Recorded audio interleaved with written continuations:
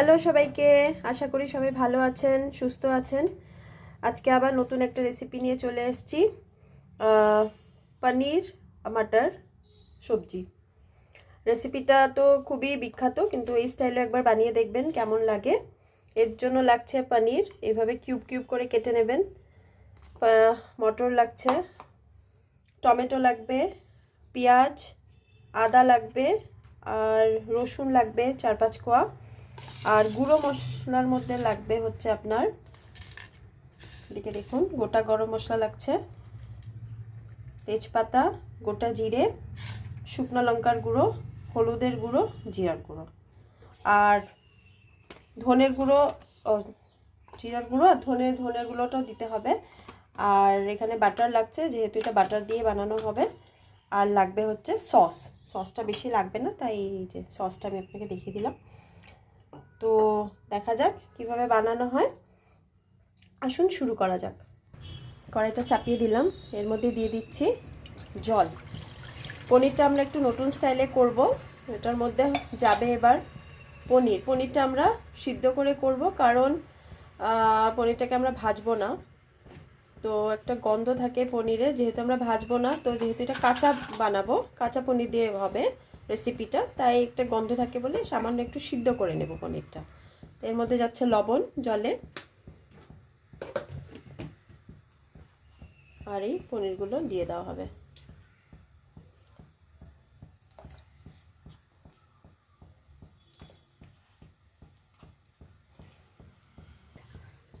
দেখুন পনিরটা সিদ্ধ হচ্ছে, আর এদিকে আমরা মটরশুঁটিও সিদ্ধ করে নেব।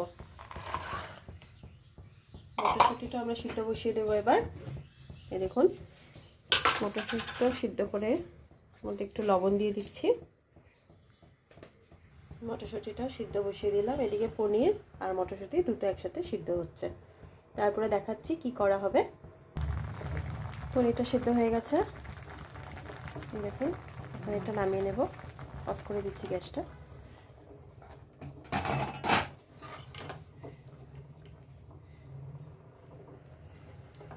পনিরটা উঠিয়ে রাখলাম।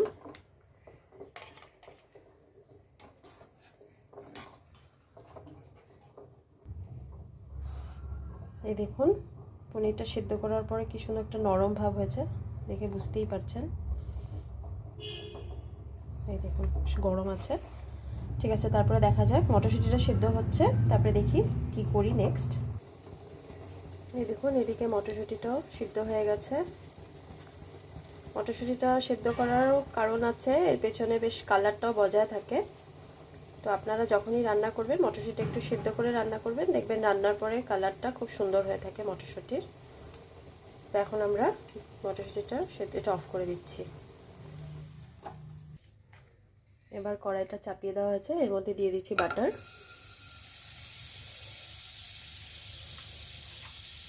দেখুন কতটা বাটার লাগলো। বাটারের মধ্যে দিয়ে দিচ্ছি পেঁয়াজ, আদা যে কুচানো ছিল, আদা, রসুন, এগুলো বাটারে একটু ভাজা ভাজা হবে। দেখুন বেশ ভাজা হবে না, এইভাবে দেখতেই পাচ্ছেন ভাজাটা কীরকম করা হচ্ছে। এর মধ্যে এবার টমেটোটা দিয়ে দিব।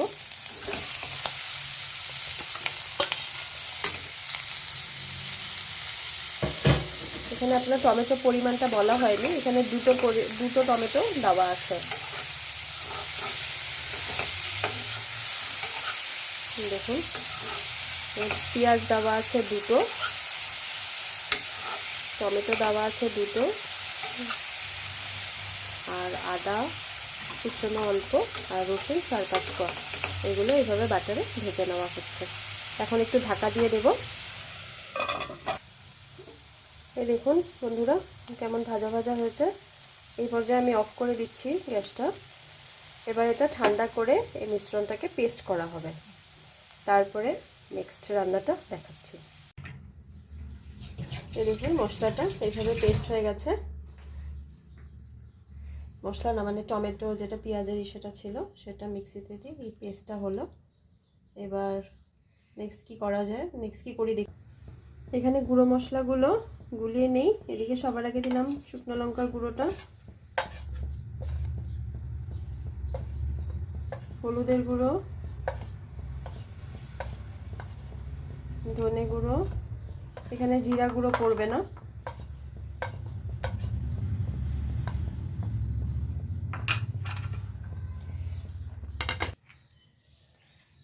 কড়াই চাপিয়ে দিলাম, এর মধ্যে দিয়ে দিচ্ছি বাটার,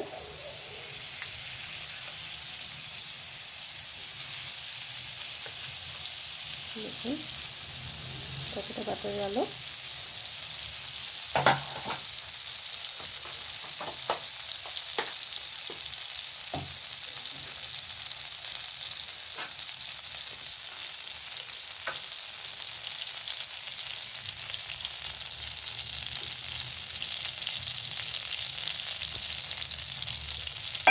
মশলাটা গুলিয়ে নিয়েছি।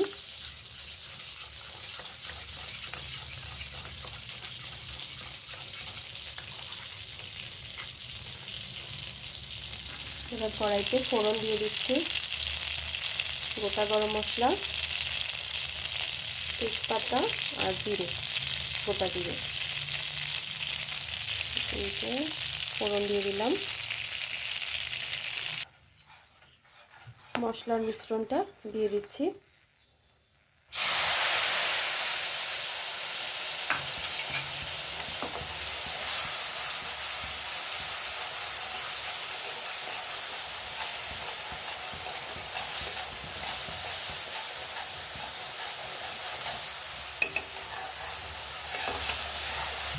মশলাটা যখন একটু ভাজা ভাজা হয়ে যাবে তখন এই যে টমেটোর যে পেস্টটা বানিয়েছিলাম এটা দিয়ে দিলাম।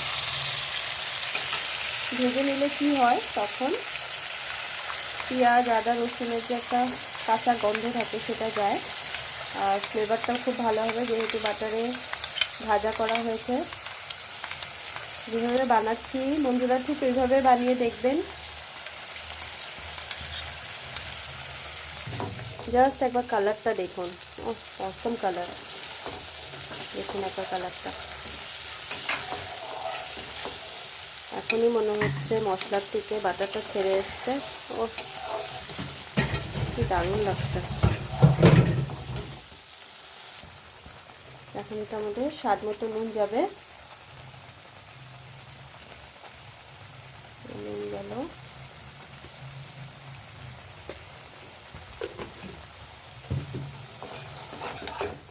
এবার এই মশলা ধোয়া জলটা যেটা মিক্সিতে ছিল এটা দিয়ে দিচ্ছি।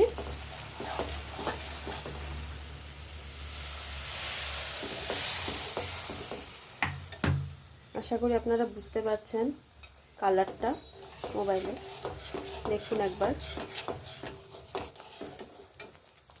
আর একটু জল দিয়ে দেওয়া হলো,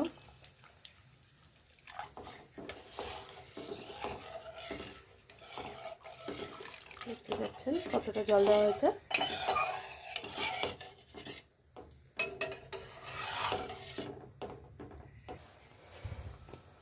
এই দেখুন গ্রেভিটা। এবার এর মধ্যে পনির যে বয়েল করে রাখা হয়েছিল ওটা একে একে ছেড়ে দেওয়া হচ্ছে।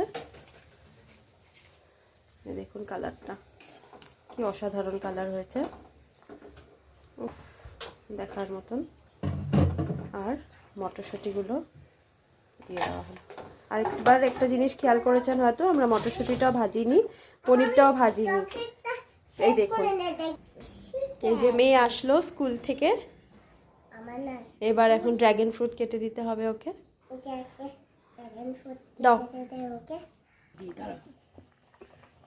এর মধ্যে এবার 1 চামচ মতো সস দিয়ে দেওয়া হচ্ছে, ঠিক নামানোর আগে আগে। দেখুন কালারটা জাস্ট একটা অসম কালার হয়েছে। এবার ঠিক নামানোর আগে আগে চিনিটা দিয়ে দেওয়া হলো। এটা আপনারা পোলাও, ফ্রাইড রাইস, পরোটা, রুটি এটার সাথেও বেশ জমে যাবে।